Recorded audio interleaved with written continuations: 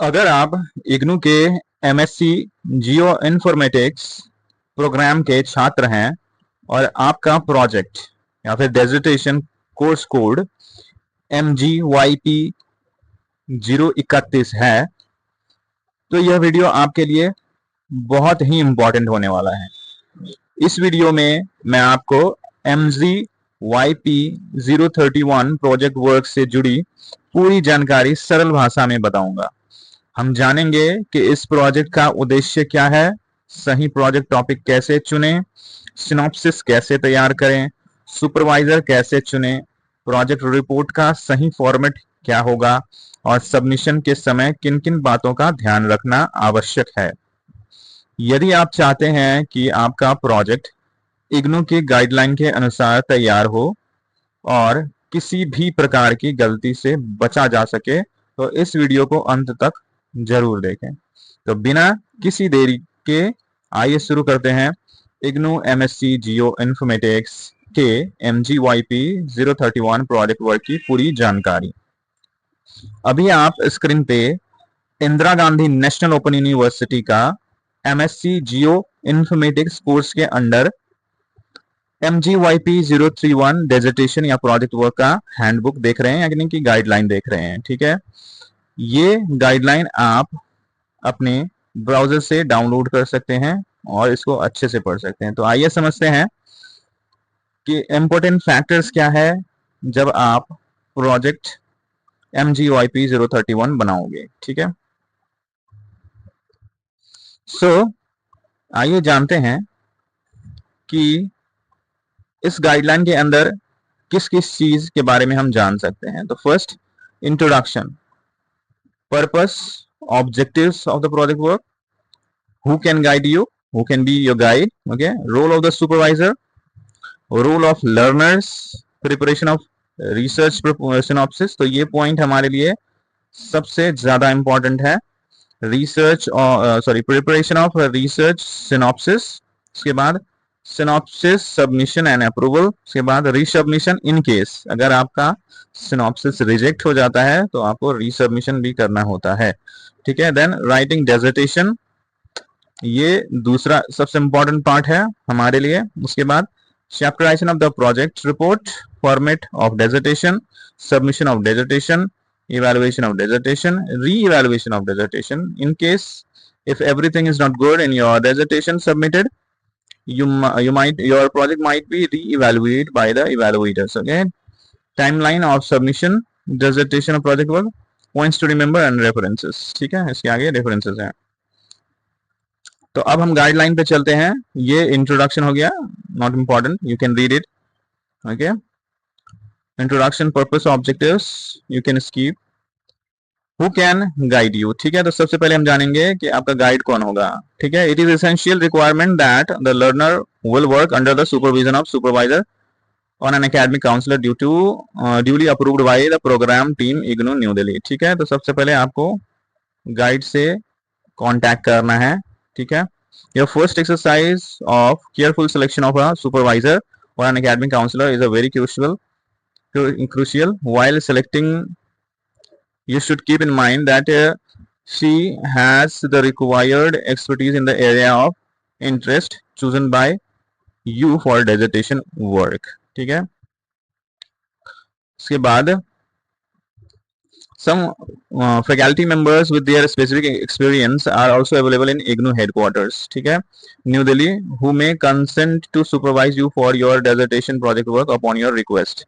In case you find that the areas of specialization you are working for is not available in the headquarter, you may explore option from faculty members of research scientists available in near by universities. ठीक है, तो इसमें कहा गया है कि सबसे पहले आप इग्नू को ही कांटेक्ट करोगे अपने गाइड सिलेक्शन के लिए। आप मेल कर सकते हो दैट अपने रीजनल सेंटर को, स्टडी सेंटर को, कि please assign me a guide for my project work. ठीक है, इफ अगर वो अवेलेबल हैं तो आपको असाइन कर देंगे, अदरवाइज आपको एक्सप्लोर करना होगा किसी दूसरे यूनिवर्सिटीज में।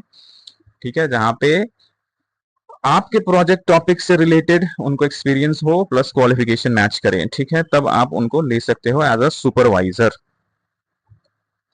अब उनका क्वालिफिकेशन क्या होगा उसके बारे में यहाँ पे दे रखा है। ठीक है, A person having doctoral degree in the discipline listed under and should be working in the university। ठीक है, तो वही मैंने बताया है कि PhD डॉक्टरेट होना चाहिए, डॉक्टरल होना चाहिए, and plus experience at least 5 years of experience होना चाहिए, तब वो आपके सुपरवाइजर हो सकते हैं। ठीक है, if you are choosing a supervisor guide then you are advised to send a brief biodata of the supervisor chosen along with the proposal। तो आप नेक्स्ट जो चीज है आपको याद रखना है कि प्रपोजल के साथ आपका बायोडेटा, आपके गाइड का बायोडेटा भी जाएगा। ठीक है, तो प्रपोजल के साथ गाइड का बायोडेटा भी जरूरी होता है।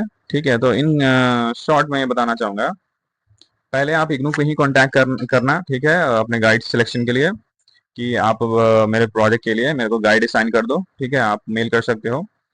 अदरवाइज अगर अवेलेबल इग्नू में नहीं है तो आप किसी दूसरी यूनिवर्सिटीज या अपने सिटी में ऐसे ऑर्गेनाइजेशंस में देख सकते हो जहाँ पे आपके प्रोजेक्ट टॉपिक से रिलेटेड उनको क्वालिफिकेशन प्लस एक्सपीरियंस हो। ठीक है, अब हम चलेंगे प्रिपरेशन ऑफ रिसर्च सिनॉप्सिस। ठीक है, तो हमने गाइड ले लिया है। ठीक है, अब नेक्स्ट जो स्टेप है प्रिपरेशन ऑफ रिसर्च सिनॉप्सिस। तो सिनॉप्सिस कैसे हमें बनाना है और क्या क्या स्टेप्स जो हैं वो सिनॉप्सिस के अंदर हैं, वो हम आज यहाँ पे देखेंगे। ठीक है, तो यहाँ पे the following formats needs to be followed for preparing synopsis for dissertation of project work. ठीक है, तो सबसे पहले क्या होगा, टाइटल पेज। ठीक है, यहाँ पे यहाँ पे एक एग्जांपल भी दे रखा है, detection and monitoring of land uses change in Okhla industrial area. ठीक है, तो ऐसे करके आप अपना टॉपिक बनाओगे, टाइटल बनाओगे। तो टाइटल शुड भी 2 से 3 लाइन होना चाहिए टाइटल। ठीक है, उसके बाद इंट्रोडक्शन। ये मैं जो बता रहा हूँ वो सिनॉप्सिस के लिए है, सिनॉप्सिस या फिर प्रोजेक्ट प्रपोजल दोनों एक ही है। तो ये सिनॉप्सिस के लिए है। तो फर्स्ट में टाइटल पेज, उसके बाद इंट्रोडक्शन। इंट्रोडक्शन आपको कैसे लिखना है, आप जो भी लिखोगे उसका इंटेक्स्ट रेफरेंसेस उसके साथ होना चाहिए। वही ये यहाँ पे यही बता रहे हैं, this section should be of 4 pages. ठीक है, 4 पेज का होना चाहिए, and includes a minimum 25 latest references. ठीक है, तो रेफरेंसेस आप अटैच करोगे, इन टेक्स्ट रेफरेंसेस अटैच करोगे आप इंट्रोडक्शन के साथ। ठीक, next is literature review. Literature review क्या होता है, अगर आपने नहीं पढ़ा है तो आप मेरे चैनल पे जाके लिटरेचर रिव्यू एक अलग सा टॉपिक मैंने कवर किया है, आप वो देख सकते हैं। उसके बाद आपको समझ में आ जाएगा what is review of literature and कैसे इसको लिखना होता है। ठीक है, तो एटलीस्ट ना 50 to 20 जो रिव्यू ऑफ लिटरेचर्स हैं वो आपको लिखने हैं, और उसका रेफरेंस भी देना है। जैसे आपने इंटेक्स्ट रेफरेंसेस ऊपर लिखा हुआ था, 25 to 30 latest references should be attached. ठीक है, तो रेफरेंस का जो है प्रोजेक्ट के अंदर इम्पोर्टेंट रोल होता है। इससे पता चलता है कि आपने जो कंटेंट लिया हुआ है वो किससे इंस्पायर्ड है, किस सोर्सेज से आपने लिया है। ठीक है, तो जो रेफरेंसेस हैं वो प्रॉपरली आपके प्रोजेक्ट के अंदर होना चाहिए। अब लिटरेचर रिव्यू के बाद रैशनल ऑफ द स्टडी पे बात करेंगे। It includes the reason of the study और why have you selected a particular topic. ठीक है, it should be properly introduced in this section. तो आप ये स्टडी क्यों कर रहे हो, ठीक है, वो आपको रैशनल ऑफ द स्टडी में लिखना है। उसके बाद हम आते हैं ऑब्जेक्टिव्स के अंदर। तो ऑब्जेक्टिव्स में बेसिकली आपको 4 या 5 ऑब्जेक्टिव्स लिखने हैं, और यहाँ पे दे रखा है can be in 3 or 4 bullet points. ठीक है, 3 या 4 या 5, इससे ज्यादा नहीं होना चाहिए ऑब्जेक्टिव्स आपको डालने हैं। एंड उसके बाद हम आएंगे रिसर्च मेथोडोलॉजी में। तो रिसर्च मेथोडोलॉजी बहुत ही क्रूशियल पार्ट है किसी भी प्रोजेक्ट के लिए। It describes way to systematically solve the research problem. It includes methods of data collection, processing of data processing software, data processing and classification technique, hypothesis, sample size, sample methods, data formats। कैसे आप project का research methodology लिखोगे, अगर इसके बारे में आपको confusion है then also you can go to my channel. Research methodology के लिए एक डेडिकेटेड वीडियो है, कैसे लिखना होता है, क्या क्या कॉम्पोनेंट्स हैं रिसर्च मेथोडोलॉजी का, आप वहां से देख सकते हो। तो ये हो गया research methodology. Next is time schedule and work plan. अब इसके अंदर आप वर्क प्लान लिख सकते हो या फिर चैप्टर का चैप्टराइजेशन कर सकते हो कि आप प्रोजेक्ट के अंदर कौन सा चैप्टराइजेशन रखोगे वो आप यहाँ पे डाल सकते हो और उसका टाइम शेड्यूलिंग कर सकते हो कि कौन से चैप्टर में आपको कितना टाइम देना है। ठीक है, time scheduling is also an important aspect of the synopsis preparation. It is time management tool that involves the preparation of a list of activities in context with timing at which various research activities target of dissertation project work will be performed or delivered। ठीक है, तो वो हो गया time scheduling and work plan. Next thing is references. References at last आपको डालना होता है और वो भी एपीए फॉर्मेट में। अगर आपको पता नहीं है कि एपीए फॉर्मेट क्या होता है, ठीक है, तो आप यहाँ देख सकते हो, ऐसे आपको रेफरेंसिंग करना है। जितने भी रिव्यू ऑफ लिटरेचर या प्रोजेक्ट में आपने कंटेंट्स यूज किए हैं सारे के रेफरेंसेस आपको रेफरेंसेस के अंदर डालना है। ओके, दिस वे एग्जांपल्स हैं कैसे आपको रेफरेंस लिखना है। Okay, now let's talk about the synopsis submission and approval. तो आपको अप्रूवल के लिए आ, आपको कहाँ पे जाना है, अपने स्टडी सेंटर पे कांटेक्ट करना है। वहाँ पे जो गाइड अवेलेबल होंगे उनसे साइन करवाना है, स्टाम्प लगवा के तब आपको जो सिनॉप्सिस है सबमिशन के लिए इस एड्रेस पे भेज देना है। ठीक है, always add biodata of your supervisor with your synopsis plus project proposal pro forma. अगर आपको ये पता नहीं है कि प्रोजेक्ट प्रपोजल परफॉर्मा क्या होता है जो हम सिनॉप्सिस के साथ अटैच करके तब सबमिट करते हैं, तो वो मैं आपको एंड में दिखाऊंगा कि प्रोजेक्ट प्रपोजल परफॉर्मा होता क्या है। ओके,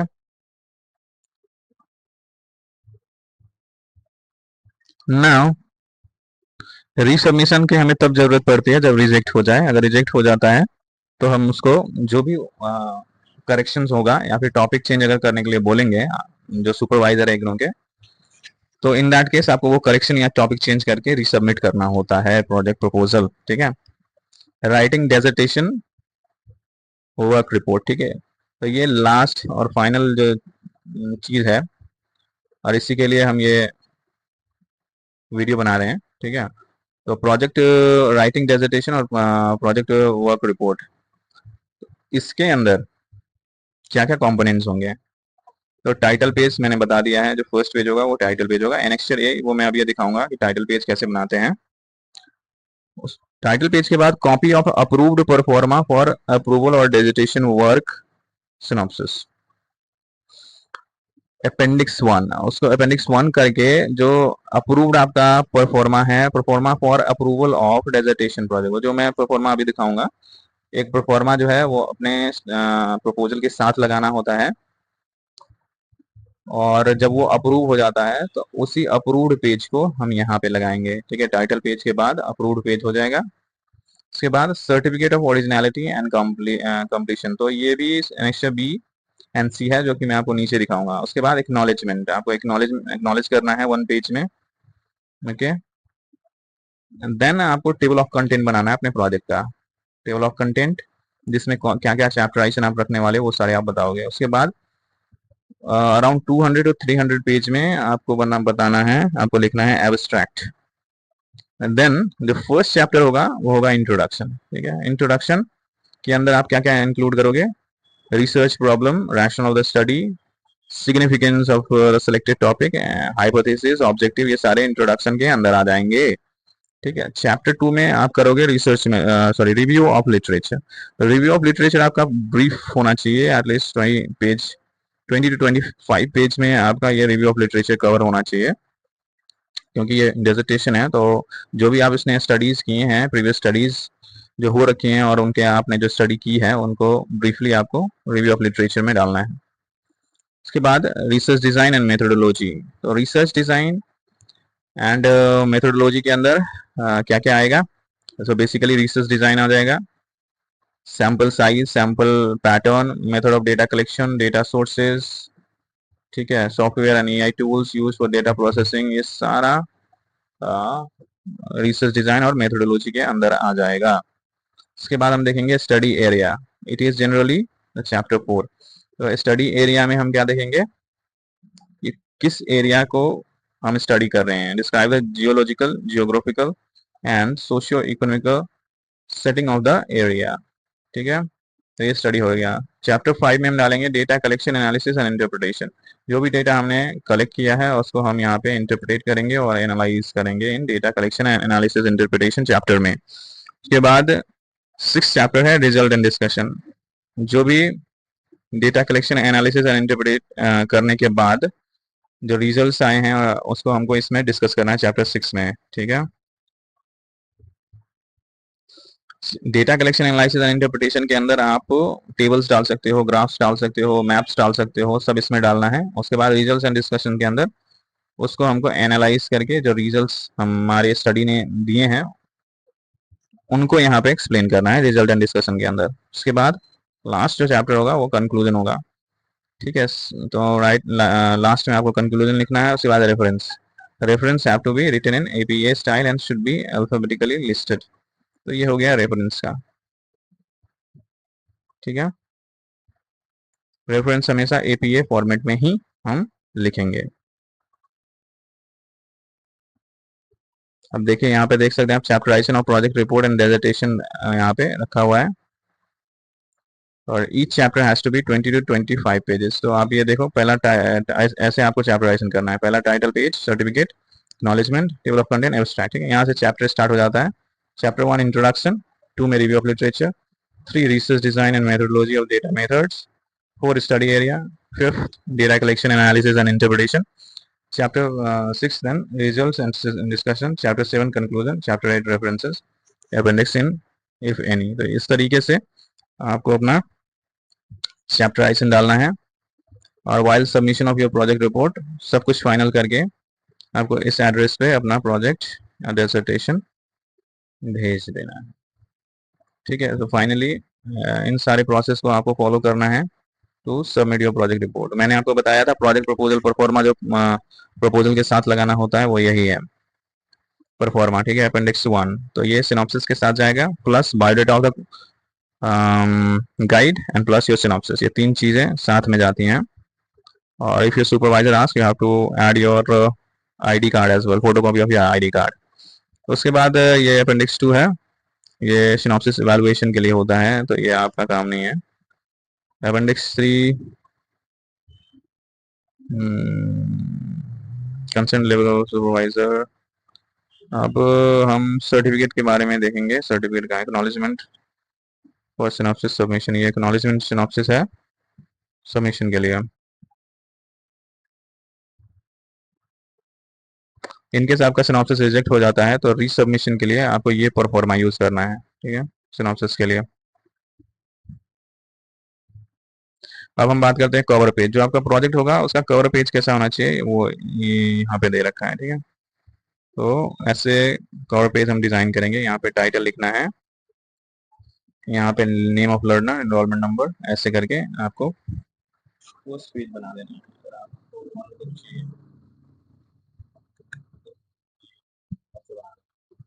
ये हो गया कवर पेज। उसके बाद सर्टिफिकेट ऑफ ओरिजिनलिटी, ये सर्टिफिकेट ऑफ ओरिजिनलिटी डायरेक्टली यहाँ से कॉपी करना है या फिर पेज को ही प्रिंट कर लेना है।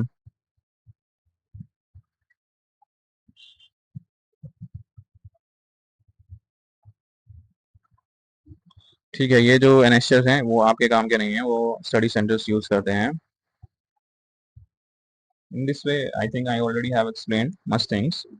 अगर फिर भी आपको कोई कंफ्यूजन है you can write in the comment box, I will answer your query. ठीक है, उम्मीद करता हूँ कि इग्नू एमएससी जियो इन्फॉर्मेटिक्स के MGYP 031 प्रोजेक्ट वर्क से जुड़ी सभी महत्वपूर्ण जानकारी आपको इस वीडियो से मिल गई होगी। यदि फिर भी आपके मन में project synopsis, supervisor, report format या सबमिशन से संबंधित कोई भी सवाल है तो आप कमेंट करके पूछ सकते हैं, मैं आपकी पूरी मदद करने की कोशिश करूंगा। अगर फिर भी आपको प्रोजेक्ट बनाने में कोई दिक्कत आ रही है या फिर आपको प्रोजेक्ट बनाने के लिए हेल्प चाहिए तो आप व्हाट्सएप नंबर, स्क्रीन पे जो व्हाट्सएप नंबर शो हो रहा है उस पर आप कांटेक्ट कर सकते हैं। We will personally help you and get your project done on time.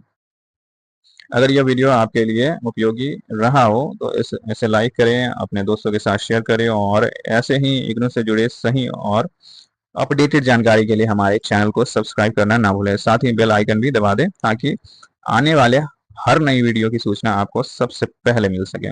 धन्यवाद, मिलते हैं अगली वीडियो में, तब तक के लिए नमस्कार। अपना ख्याल रखें और अपनी पढ़ाई पर पूरा ध्यान दें।